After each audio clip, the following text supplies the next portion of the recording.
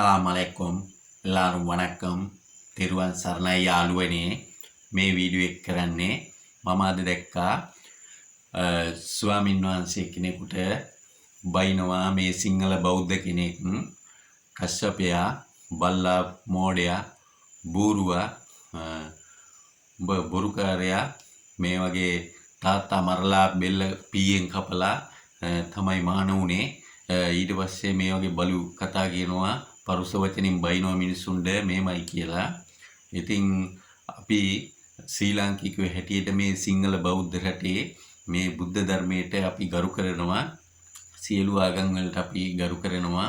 මොකද අපි මිනිස්සු හැටියට ජීවත් වෙලා ඉන්නේ පොඩි කාලයයි. ඒ කාලේ අර ආගම හොඳයි, මේ ආගම හොඳයි, ඉස්ලාම් ආගම හොඳයි, බුද්ධ ධර්මයේ හොඳයි මේමයි කියලා කිසිම දෙයකට රෙස්පෙක්ට් කරන්න බෑ. මොකද සියලු ආගම් හොඳයි, සියලු ආගම් වලට ගරු කරනවා කියන සිතුවිල්ලෙන් තමයි ජීවත් වෙන්න ඕනේ.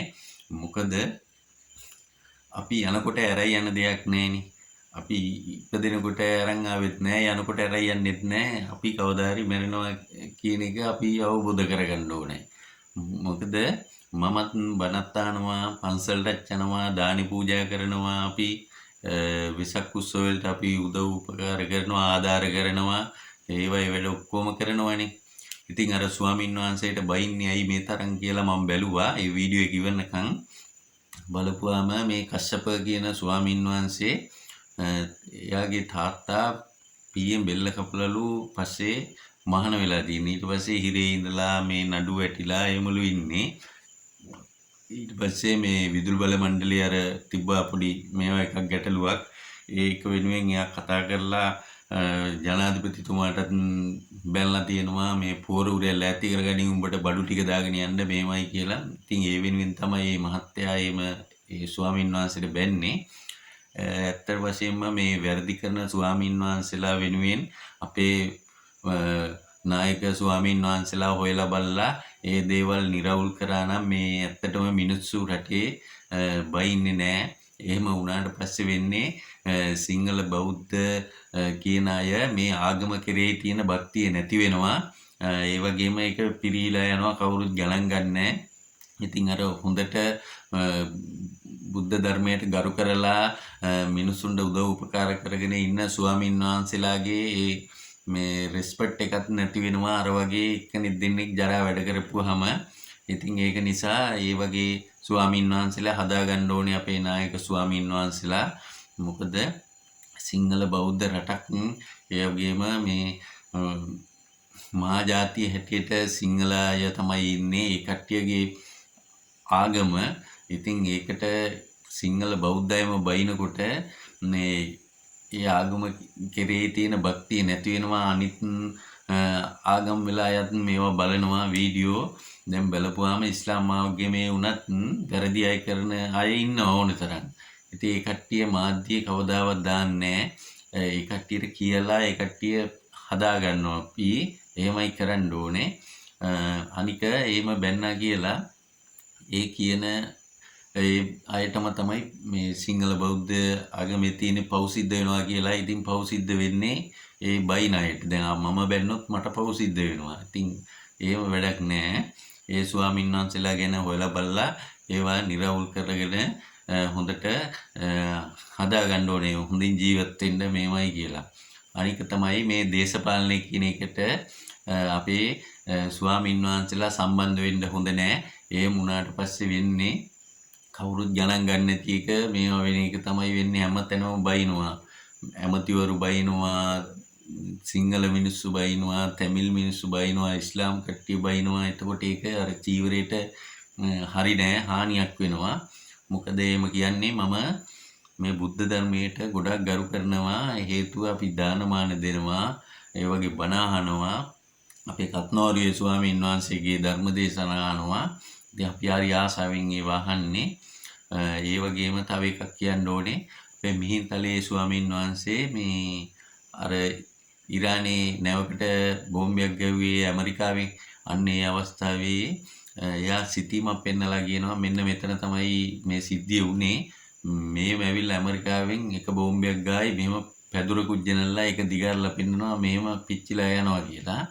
ඒ සිතියම ඇඳලා දීපු එක්කනා එතන මාක් කරලා දීලා නැහැ ගාල්ලා කොහෙද කියලා. එයා පුත්තලම තමයි ඒ හාමුදුරුවෝ පෙන්වන්නේ.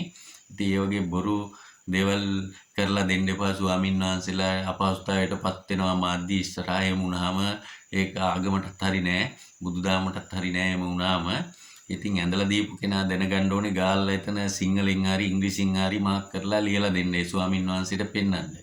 ඉතින් එහෙම කරන්න එපා. ඉතින් එහෙම වුණාට පස්සේ මේ මීන්තලේ මහා සංඝනායක ස්වාමින් වහන්සේ අපහසුතාවයටපත් වෙනවා කියන්නේ හරි නෑ. ඒ වගේ විහිළු වැඩ ස්වාමින් වහන්සේලා ඇත්තටම කරන්න හොඳ නෑ. එහෙම කරපුවාම මේ බුදුදහම ඇත්තටම සවුත් වෙනවා. ඒ වගේම තමයි සියලු ආගම් වලට අපි ගරු කරන්න ඕනේ. සිංහල ඉස්ලාම් තමිල් කියලා ભેදයකින් තොරව. මොකද අනික ශ්‍රී ලාංකිකයෝ හැටියට ශ්‍රී ලංකා කියන මේවා එක තමන් හිතේ තියාගෙන ජීවත් වෙන්න ඕනේ. අපි ශ්‍රී ලංකාවේ මොන වුණත් දැන් බලන්න ඉරානි ගැන කිව්වොත් එහෙම ඉස්ලාම් අන්තවාදී පිරිස් තමයි ඉන්නේ. ඒ රටේ ඉන්න හමුදාව කියලා ගත්තාම අපේ රටේ කොච්චර හොඳ හමුදාවේ අයද ඉන්නේ. කවදාවත් අර ජනාධිපති කිව්වා මේ ජනාධිපති කිව්වා කියලා 30000 40000 මැරුවේ නෑනේ. නමුත් ඉරානයේ හමුදාව ඒ ඉස්ලාම් ජනතාව තමන්ගේම වර්ගයේ ජනතාව 32000ක් මැරුවා. එතකොට ඒ කට්ටිය ත්‍ස්තවාදී හැටියට නම් කරලා තියෙන්නේ. නමුත් අපේ මුජිබුර් රහ්මාන්ලා එහෙම කෑ ගහනවා මේ කට්ටිය බේරගන්න ඇයි ගියේ නැත්තේ?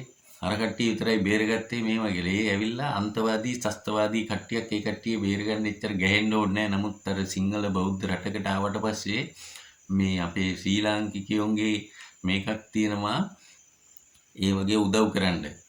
ඒක හොඳ වැඩක්. ඒ ත්‍ස්තවාදීෙක් වුණත් බේරගන්න එක ඒක හොඳ වැඩක්. නමුත් මේ දැන් බලන්න දැන් මුජිබුර් රහ්මාන්ට මතක්ුන්නේ නැද්ද IS බෝම්බ ගාලා අපේ මේ ක්‍රිස්තියානි බැතිමතුන් 500ක් විතර මැරුණා. එතකොට මෙයාට බේරගන්න බලන්න යන්න හොස්පිටල් එකට යන්න නිකන්වත් ගියේ නෑනේ. එහෙම හිතුන්නේ නෑනේ. ඉතින් ඒ වගේ ඒ දේශපාලඥයන්ගේ හැටි එහෙමයි.